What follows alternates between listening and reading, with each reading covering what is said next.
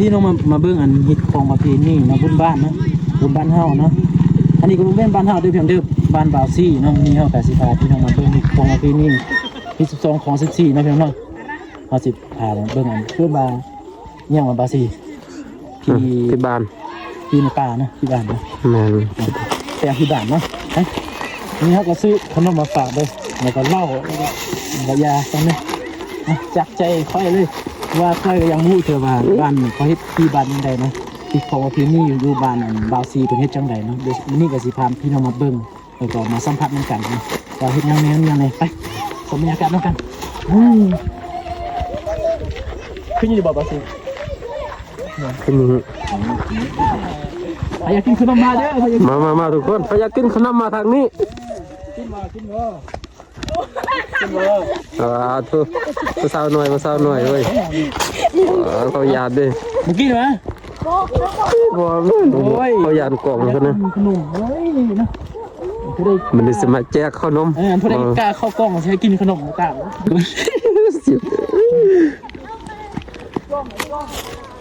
จิบเรานี่กล้าอยู่มาทุกคนตอนนี้กำลังไปอะไรดูFC ถึงงานครับถึงงานครับFC โอ้ยนี่กำลังเขาเดี๋ยวนี้ทุกคนเบาละนี่เบาละกำลังเนาะอันนี้ให้เขาจับโกงเนาะมันว่าให้มันเข้าไปก่อนมันบอกกาเขาเนาะโอ้ยนี่ฮอตแล้วทุกคนนี่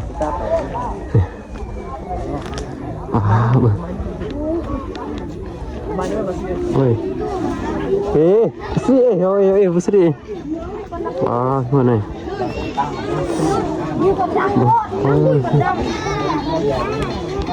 มาผู้สาว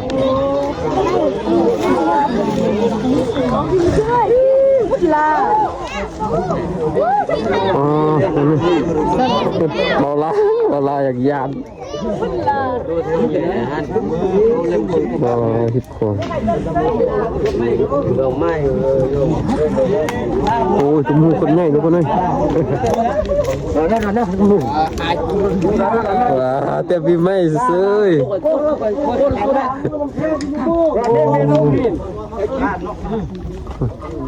มันจะเป็นบอลเขาอันโอ้ยทำมาแกงเนาะอันนั้นมันตามที่ขอยันยังแจกให้เด็กน้อยกินดูคนนั้นเขาเล่นหน่อยเด้อเด้อว่ามีหน่อยกินหน่อยตัวแกงเลยรอดเด้อไม่มีบุญก็ได้กินก่อนไม่มีบุญก็ได้กินแบบนี้นะพวกสาวทำกินเลย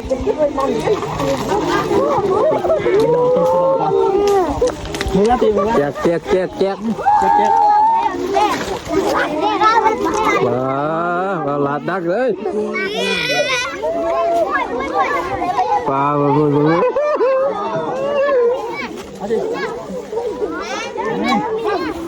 อันนี้จะเป็นเรามาลาซื้อเนาะมึงไม่ควรก่อนเลยเพื่อนบนเนื้ออะไรกันแต่ituไม่ต้องเลยเนี่ยเราเนี่ยมือเราไม่ได้มีบุญกันได้กินนะไม่ได้ว่ามีบุญไม่ได้กินเด้อจะได้เลยจะได้เลยเราสองคนปั้นหนึ่งไหมบอยเราสองคนปั้นอันหนึ่งไหมอันปั้นมือไหนปั้นปีอันไม่เจอดูพอทุกคนเลยปั้นน้ำมือเนี่ยบ่อยเลยปั้นน้ำมือปั้นเหยียบปาก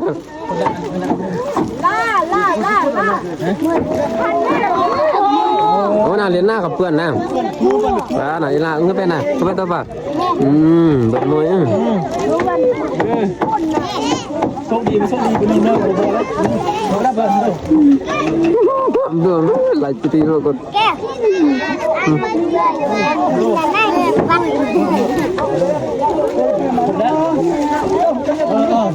เออมีที่บ้านแล้วมีที่บ้านเราโอ้มวยมือส่งมามันแล้ว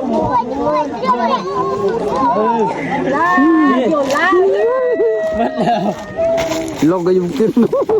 อย่าไปนั่งมาตั้งเบอไปนั่งมาตั้งเบอจะสบายละบัวนี่หันเพื่อนคุย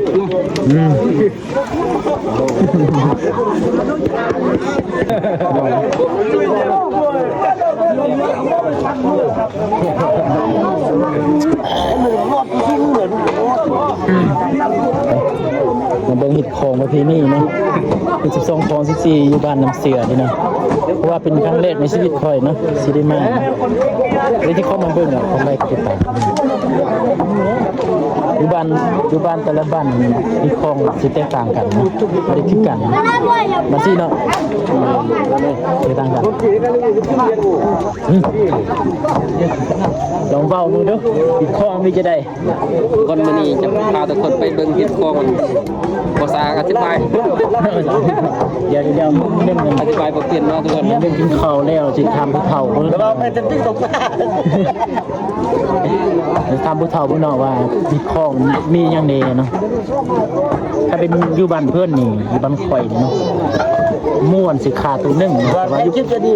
อยู่บ้านเป็นพูดกับคนที่เลยครับอยู่บ้านนั้นอยู่บ้านบาวซี่เนาะมีแต่อันยังว่าหมู2ตัวเนาะบ้านข่อยมีแต่หมูตัวเดียวมีข้อมาต่างกันบ่ว่ามีหมู2ตัวนี่แหละ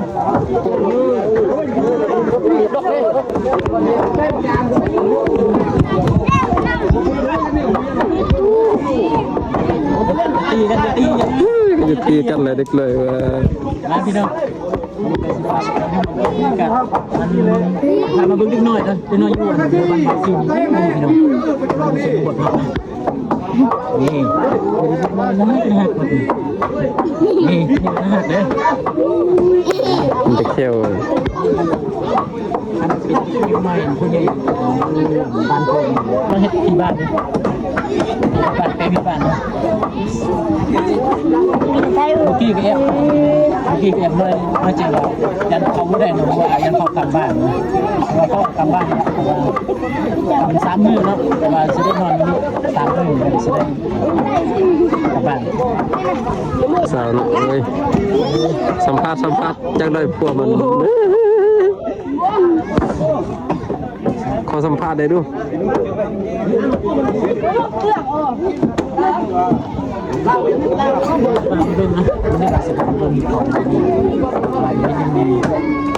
บ้านบาซี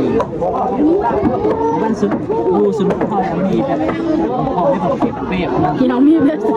เล็ก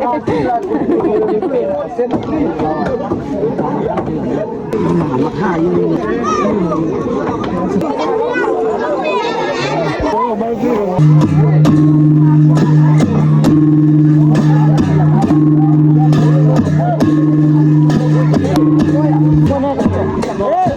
ม้วนได้ทีเดียวนี่ก็ไม่ใช่ข้าวม้วนหมดเลยมาเบิ่งแต่ละขั้นตอนเดินบรรยากาศนะครับตีกองมีกองอันนึงบรรยากาศจะมุ่งอยู่กลางป่าตีกองห้องเพียงเลยเราจะมั่วเลยตั้งนี้อยู่ยังไงครับ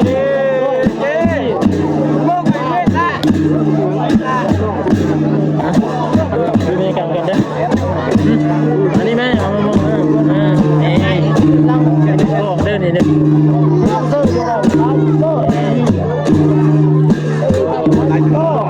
ก็จะมี3 ชนิดเลยตัวนี้เราจะพูดกันนะอะไรพวกเรา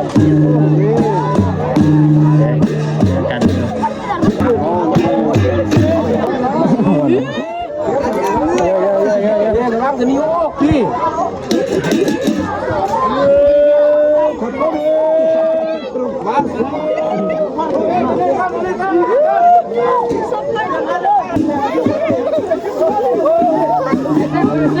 เดี๋ยวกินข้าวพี่น้องเอามานั่งใส่ไม่ได้กินข้าวเจ็บเลยแซ่บบ่แซ่บนี่บรรยากาศคึกคืนดีพี่น้องนี่พกอากาศดีเลยมากับผมพกเรากำลังกินข้าว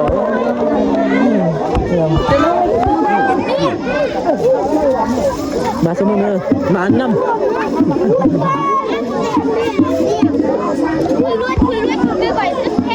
นี่หน่อยกินข้าวหน่อย30-40 คนกินข้าวมาเลย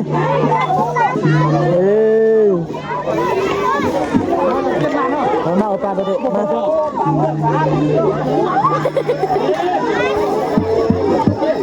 าเลยมา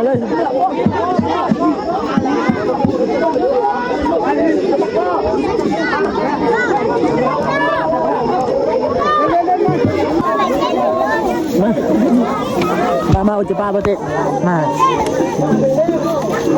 ครับผมกาเมื่อมาเอา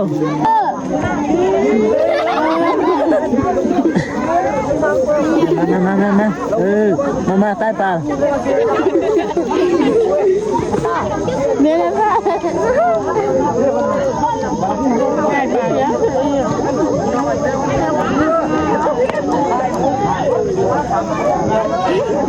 มากเลยจี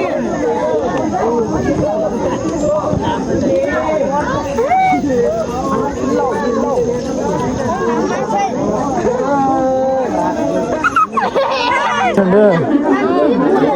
นี่น้อยกินข้าวคนพูดก็มีกินอยู่เที่ยงเต็มก็กินอยู่นอกเนาะเรากินข้าวกำมวนได้บ้านเพิ่นกำมวนได้ดึงหน่อยมันม่วนอยู่คึกคืนดีไปเด้อปอจะเพื่อเด้อปูอุ้มเด้อปูแม่ปูอะไรบ่ขี้ขมิ้นอะไรบ่พี่เห็นกระมูมาเข้ากันเด้อเพิ่นเด้อโอ้ยวันจะจับมาวันจะจื้อเลยนี่เราตู้วางตาห้วยตาตรงมา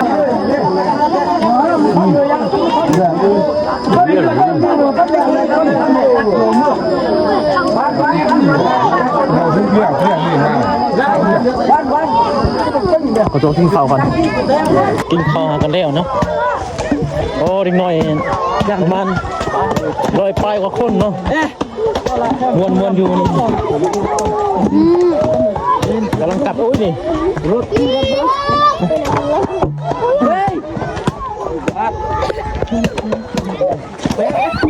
นี่เด็กน้อยทุกคืนนี่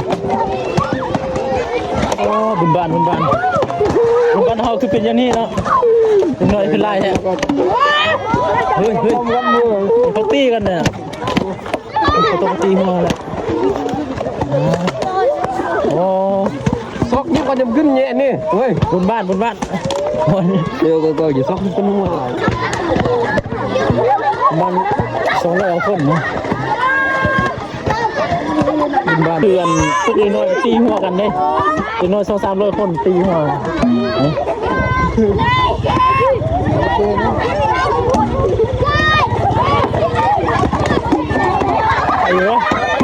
ไปว่าตีหัว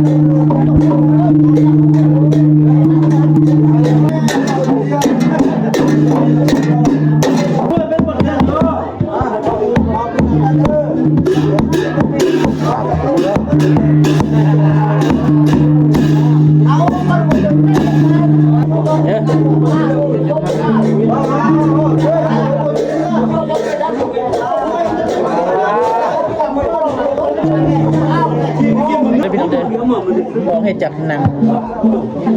ผ่านหนังผ่านเนาะกองให้จับหนังผ่านเนาะได้10 ปีกว่าปีได้ดิเขาเห็นเนี่ยกองทุกบ้านทุกเมือง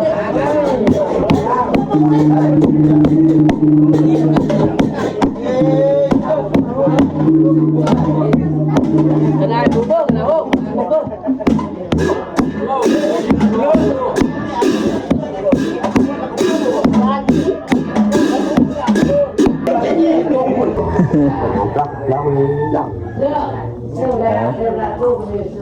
โอ้ยดึกนั้นมันมีเสนอการโอ้ยงมีตัวนี้ก็เปลี่ยนเต้นมาเอ๊ะเตะมันจะต้องทอดกายที่ผมเขาดูเขาเล่นแล้วไปเลยโอ้นี่สกุลมีsemua อันนี้สลา salah สลา ni tam tu สกุล cukup มือจริง สลา salah ซาลาดเหรอ salah ดูเขาเล่นแล้วพี่น้อง ya sao เอ๊ะ mak kata dah sao เกิดอะบาดจ้องจะเหมือ isiku teku อ๋อแตงกุ้งคือในการจ้องเมื่อไหร่คือยิ้มจ้อง cái chỗ nhẹ cái này cho nằm chỗนี่สมไก่แม่หาโอ้คุณมีสมสกุลสกุลมีมือ สลา สลานี่แม่มีก็บ้ากูอีกวันนี้ ก็จะกูอีกโอ้ยัดมักกี้เนี่ยยังไม่เหยาะเนี่ยยัดไม่เหยาะก็จะกูอีกสบายเอาเลยดูสิก็ต้นเศร้าด้วย เพื่อน ปันเท่าสวัสดีต้นเศร้านะพี่น้องนะมาอยู่บ้านบ้านตึ้งก็มือยกคอแล้วเดี๋ยวห้านเนาะกับก็ละแฮะนี่ก็เป็นที่ยงเมย์นี่เป็นที่รู้กูไหมโอ้ยสกุลเนี่ยผมว่าคุณเจอคุณยงแม่ตะมือเจ้าเรื่องดันแม่เดี๋ยวคุณว่ากันconโอเคบ้านน้ำเสือพี่น้องต้องจอกไอ้เต็มจอกคอยต้องได้ขางอยู่นี่3 มื้อนะ3 มื้อจะได้เมื่อนะเพราะว่าเขากำบาน3 มื้อนี่3 มื้ออันสปังนี่เนาะสกีสปังสมุยสปังเล่นเปิดสปังเล่นเปิดตาสปังสมุยลื่นก็ม้วนมา3 มื้อเนาะ3 มื้อ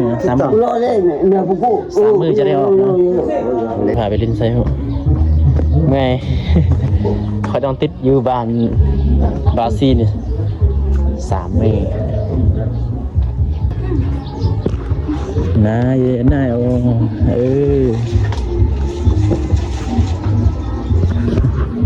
ให้พี่สาวเก็บส้มไม่กินเลยเพียงเด้อเพราะว่าเมาข้างเมื่อคืนนี่กินเหล้าให้น้ำคอเรากินเบียร์น้ำคอนะ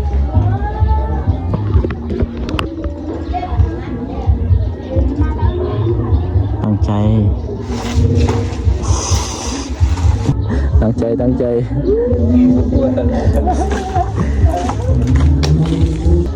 เจียวคัก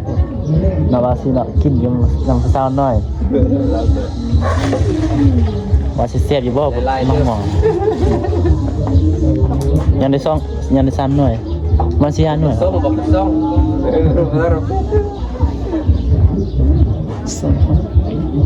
ถ่ายแบบนี้มันติดลิขสิทธิ์บ่เนาะเขาเปิดเพียง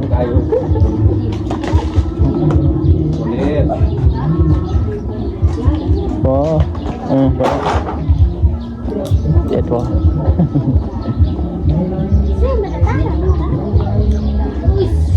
พอแล้ว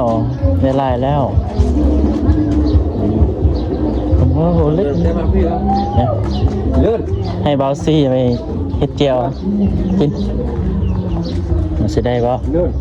เฮ็ดเจียวแล้วก็เบาซี่เจียวไปเฮ็ดเจียว เจียวมะม่วงพี่น้องแกเมาเมื่อคืนนะว่าไปกินเหล้าน้ำเขาเลยกินเหล้าให้เลยเดี๋ยวกินเหล้า ที่หลังมัน เหล้าป่องแน่นะกินผสมผสานภาษาเวลาสาวน้อยเวลาเด้อสาวน้อยเลยลิล่านี่ภาษาไอกองนี่เนาะ มันก็พูด ป้าย อยู่บ้านน้ำเสือพี่น้องภาษาเพื่อน EP ต่อไปด้วยว่าเฮาสิบ่ได้ลิ้นอยู่ใส่เนาะว่า เล่นกับผู้สาวน้อย ถ้าเบิ่ง EP ที่2เนาะเขาสิพาไปเบิ่งกันคลิปอยู่กินเบียร์น้ำผู้สาวหน่อยนะ EP ที่2เนาะเพราะว่าคลิปนี้มันยาวแล้วตั้งแต่เมื่อวานเนาะจนฮอดมื้อนี้ก็พอได้เบิ่งคลิปตั้งแต่เมื่อวานจนฮอดมื้อนี้ก็ฝากกดไลค์กดติดตามนะถ้าเบิ่ง EP ต่อไปพี่น้องว่าเฮาสิไปลิ้นเฮือนไผแน่มื้อนี้นะ3 มื้อเด้เนาะเฮามีโอกาสได้ลิ้นหลายมื้อเด้เนาะ3 มื้อนะว่าเขากำบ้าน3 มื้อค่อยก็บ่ได้ออกเลยเพราะว่าค่อยเขาอยู่บ้านเขาแล้วเขาเลยก็ได้ออกบ่ได้นะกำบ้าน3 มื้อถ้าเบิ่งเด้อว่าสิเฮ็ดหยังแน่มื้อนี้นะผมภาษาเด็กว่า